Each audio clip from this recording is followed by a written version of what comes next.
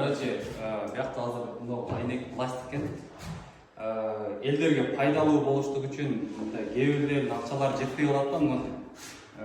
Айнек койдурайын дейт, бирок установкасынын акчасы жетпей калган адамдар болсо ошолорго карапайым эле өз установка кылып отурган деңгээл көрсөтөлүп атабыз да. Мисалы кээ бир эмелерге барганда клиенттергечи мону айнектер чечкен болот, ремонт кылган болот, ошондо монголорду тешип ушинтип кыйнап чыгарган учурлар болот да. Эң оңой жолун айтып коеюн деп көрсөтүп атам. Бычак менен эле бир молоток болсо темирби, мындай пластмассовый боло берет.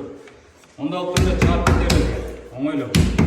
То есть эме калтырбайт, ийиз калтырбайт. Мында чарсаң уже чыгат. Бир жагы чыгат. Айнек алып турган ушинтип туруп айнек аласыңар дагы, жашынакай айнек алгандан кийин болду анан чыгарып саласыңар дагы жаңы айнек коюп берип болду. Либо өзүңөр ошентсеңер болот, жаңы жергечи. Элдер ошентип кыйналышып берет да, кантип чыгарабыз, эмне кылсак болот деген адамдар үчүн сунуш. Анан дагы бир эмени көрсөтүп коем. Көрдүңөр, күрчөктөр илинбей калган. Мына күрчөк деле могу ылдыйга өйдөгө жылдырып койсоңор деле күрчөк болот. Эң оңой. Бирок ушул болбой атат, үстү жагы тийип атат дегендер бар да мына. Көрдүңөрбү? Ушул тийип аткан жерлерди мону эле чечип туруп бияка жылдырып койсоңор. Эгер простой замок болсо аны да жылдырып койсоңор болот. Эми бул самый дешевый китайский терезе.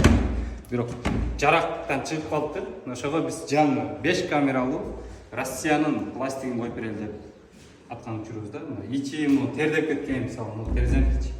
Маяка деген силикон берген эмес, мына карачы. Эптеп эле тапыратып коюп кеткен да. Колдон келишинче кызматтабыз.